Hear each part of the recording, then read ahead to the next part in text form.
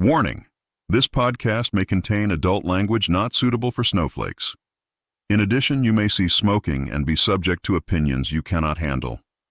If you are a snowflake, please stop this video and go fuck yourself.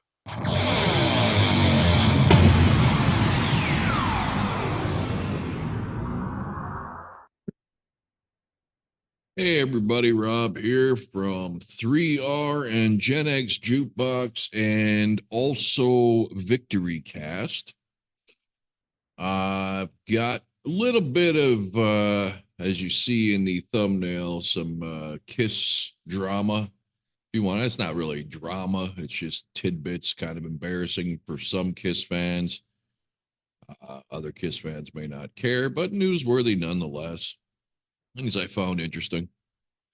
Hope you're all having a good new year. I did put out a video yesterday on the state of hair metal and hard rock for 2024, just kind of covering some artists that may have some stuff coming out, who's going on tour, and you know what's 2024 is looking like and what's shaping up to be.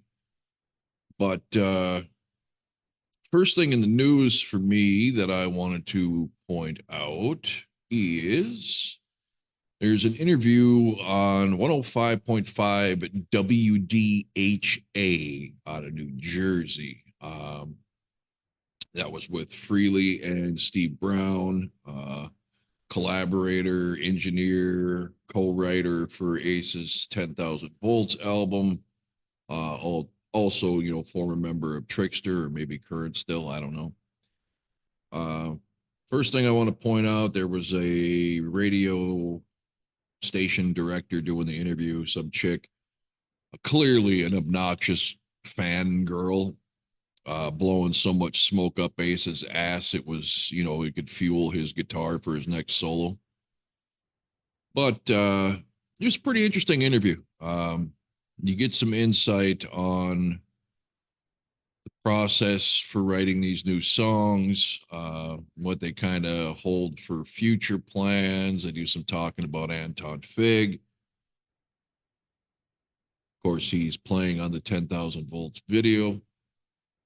And all in all, Ace looked good, sounded good. It was Steve Brown. I don't know what to make of this dude. He's very much an Ace Frehley fanboy. And admittedly, Ace Frehley and Eddie Van Halen were his inspirations for taking up the guitar when he was a kid. But it was a little bizarre. If you guys want to check it out, you just search Ace Frehley radio interview. There's like 6 parts on YouTube. All in all, it's maybe 40 minutes or so. It's worth watching. But it seemed more like Brown was his handler. And he, you know, Ace makes it clear it's his new best friend and all that good stuff. But it was uncomfortable at times. It was almost like, you ever watch Looney Tunes? Right, with the big bulldog and then the little bulldog jumping around. Oh, can we spike? Can we spike? You know, just the hero worship from Steve Brown was a little awkward. Also, it seemed like he was trying to keep Ace on path, you know, keep the conversation going. Ace clearly being Ace, just you could tell he just don't give two shits about much, and that's why he's going to live to be 150 years old.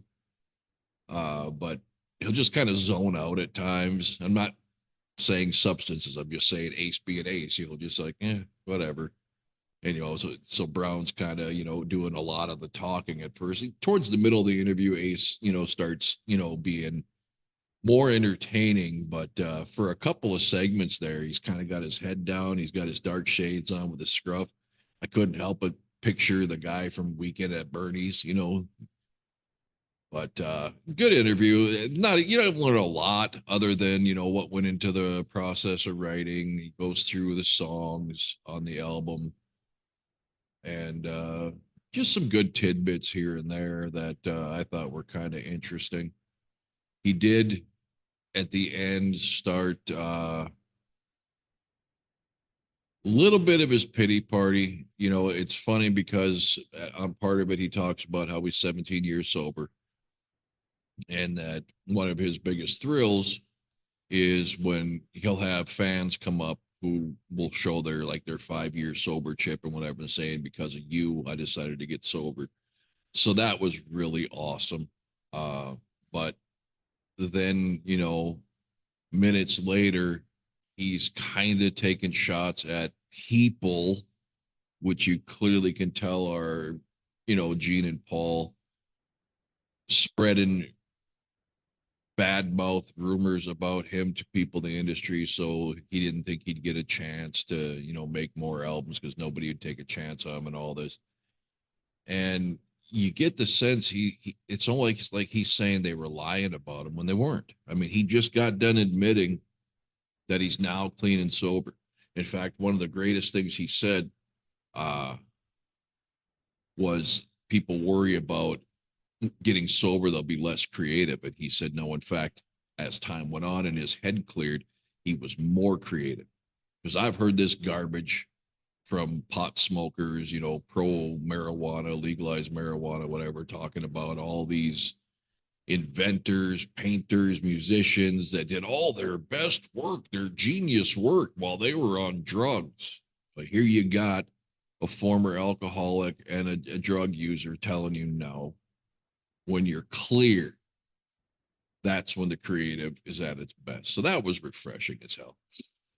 But yeah, you can't really admit your substance abuse issues and then dog on people who said you had substance abuse issues. I mean, it is what it is, but it was a good interview. I was proud of Ace. It was a good, if you can get past the obnoxious interview bitch and the little bit of awkwardness of the hero worship going on with Steve Brown for Ace, it was pretty decent.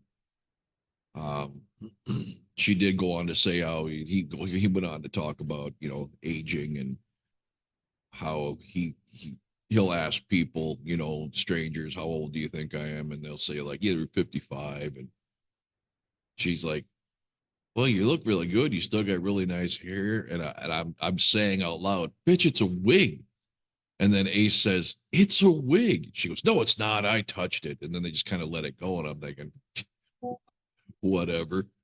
But that is what it is. Check it out, like I said, on YouTube. The next thing's something that caught my eye, which is beyond ludicrous, but I shouldn't be surprised. The old Vinnie Vincent boy is at it again. And he has a YouTube group that's called Vinnie Vincent Euphoria or something like that. Yeah, Vinnie Vincent's Euphoria. Let's see, it was created back in May of 2018. So now the group goes by Official Vinnie Vincent's Euphoria. There are 745 members of this Facebook group. But now he's apparently announced, and I checked out the images on his website and on his YouTube, it's legit, to charge an annual fee to his members of $200. The first fee, February 1st of this year. And he puts out a message on there. He says, hey guys, beginning February 1st, 2024, Euphoria is changing to a paid membership site. $200 annual fee. Now, I don't know nothing about this group. I don't do groups on Facebook, but unless he's offering you something you can't get somewhere else, where do you justify the $200 just to be a part of a bunch of fans who share posts with each other about Vinny? He goes on to say it is a necessity to keep out the riffraff and to ensure the safety and integrity of the fan core of this private club. There have been several thousand people admitted in the last 3 months, and I expect a large number of trolls are lurking. They are in the process of being eliminated. Sorry, but it must be this way. I hope you understand. Anyone who wishes to stay can make a payment at any time up to February 1st. Thank you all, Vinnie Vincent. Now, I can definitely see how one would want to take measures to keep trolls out. Hell, I get trolled on stupid YouTube videos, and I nowhere near 775 people watching my channel. However, in my opinion, you know what would keep the trolls out? $20 a year. I mean, if I'm gonna, it's no secret I can't stand Guns N' Roses. I've never been someone who goes on and watches something I don't like just so I could jump on the comments and bag on it.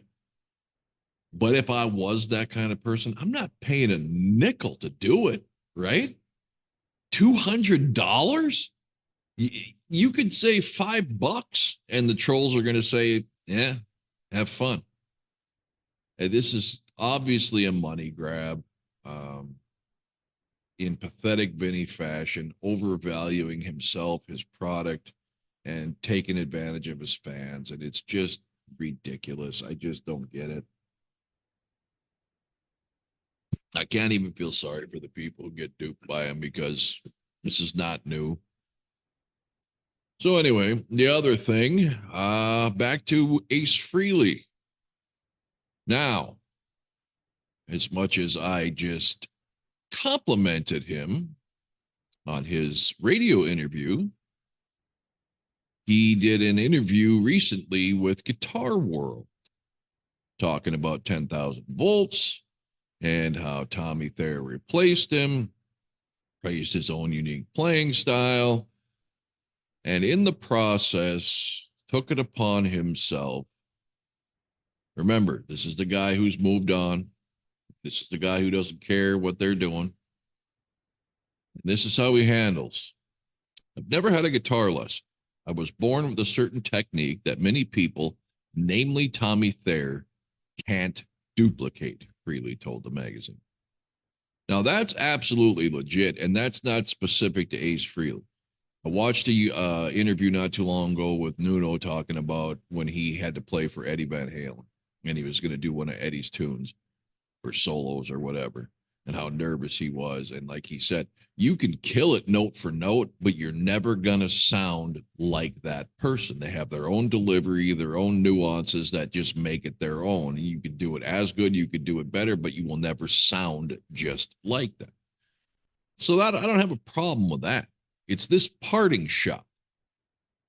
And with Tommy, yeah, that's over now. It's back to the bread line for him.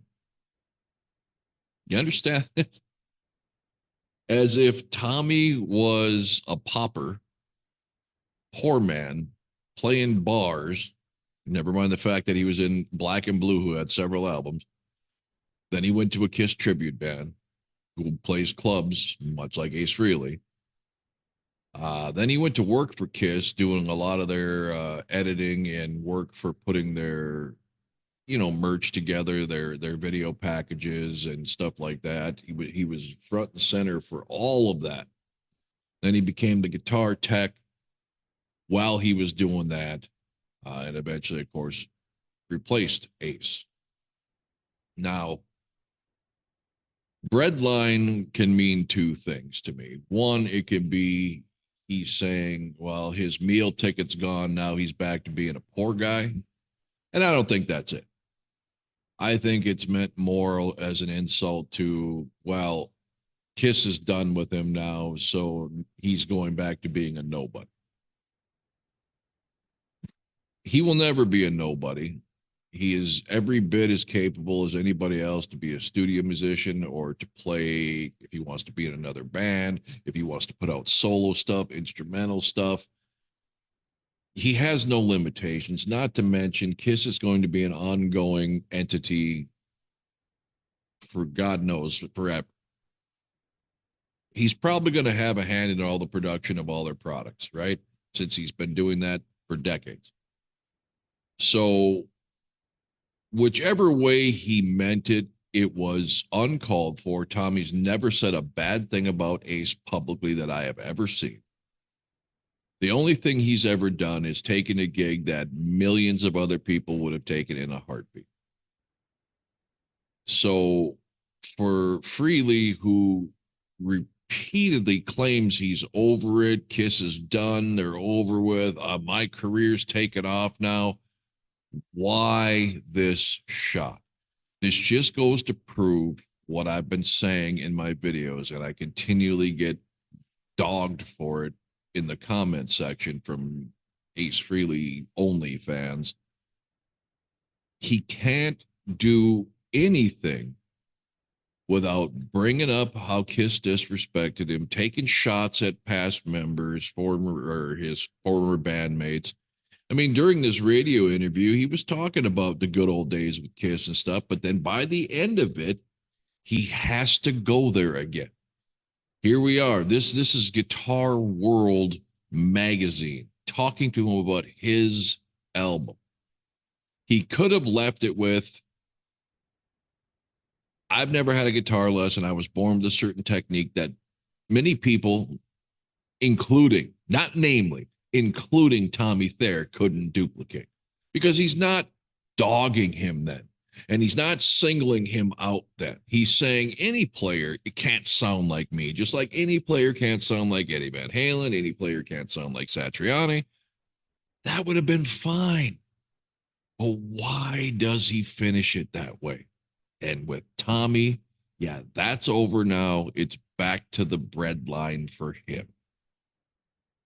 So I don't think he meant financially, but when you think of breadline, you're standing in line, you're a poor person waiting for your free handout meals, right? So I did a quick check. And you can check this out yourself. This is on celebritynetworth.com.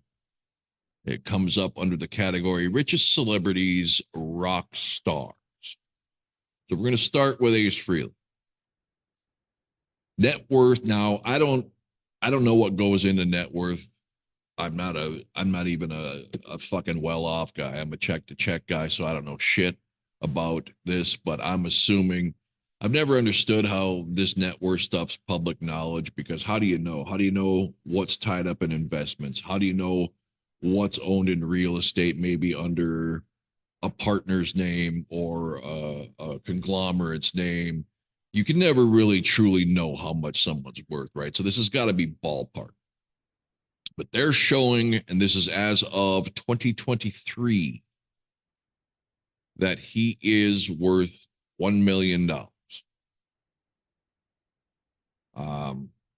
If you go down and look into, you get past personal life and all that stuff, you get to something that says real estate. Said in February 2013, a bank in Yorktown, New York, foreclosed on Ace's house after he failed to pay $735,000 worth of mortgage payments. He also neglected to pay 2 years worth of property taxes on a 3-acre home he reportedly owed interest, late charges, and other fees. Now, in this radio interview, he just talked about how he moved to northern New Jersey. He's in a nice area, 8,000 square foot yard or whatever the hell it was. I don't remember exactly. You have to check it out yourself. But no doubt he's doing this on credit. And there's nothing wrong with that. But this is the guy, mind you, that is taking shots at Tommy. And now that the Kiss gig's up, he's going back to the breadline. So I look up Tommy Thayer, same website, celebritynetworth.com. Richest celebrities, rock stars. Net worth, Tommy Thayer. Last updated December 28th of 2023. So we're talking a couple weeks ago. $12 million, Mr. Frehley. Now, As far as him going back to the breadline or, as being a nobody, he has collaborated with Epiphone Les Paul on 3 signature guitars. All right. The guy's got a name. He's got many ways to continue being in music. All right. Well, let's get back to this. He's got a Lake Sherwood mansion. In 2008, Tommy paid $1.8 million for a mansion in Lake Sherwood, California. He sold that home in October of 2020. So from 2008 to 2020, he was living in a $1.8 million mansion that he sold in October of 2020 for $2.7 million. Not foreclosed, sold it. Didn't miss payments, wasn't risking repossession, sold it. And his net worth as of December of 2023 is $12 million. So I think, like I continue to say, Ace needs to choose his battles more wisely. He's coming off like a moron. And I love him for what he did with Kiss. I'm rooting for him. Great that he's sober. Great that this new album's coming out. I hope it kicks as much ass as they're hyping, especially in this radio interview. Go listen to it. It's between the three of them, the chick doing the interview, Ace and Steve. This is the greatest album. It's like Christ put it out himself. So I'm hoping the best. But get off of the Kiss pity party and stop taking shots at a guy who simply took a gig like anybody else would have done. So I hope this didn't come up as an anti-Ace video, because it's not. It's just, it was in the news. I started out, I watched this almost hour interview. I smiled, I laughed. I had no problems with it till he had to, get a little ugly with the Kiss, mudslinging at the end. But then I saw this article in the news, and it just reminds me, for every time you think, yeah, Ace, there's that, what the fuck, Ace? And the Vinnie crap, right? So anyway, what do you guys think of it? Do you care? I mean, I really don't care. I just like talking about Kiss, and I know some of you like hearing about it. So I figured I'd bring the video to you, and I guess that's pretty much all I have. So until next time, thanks for watching.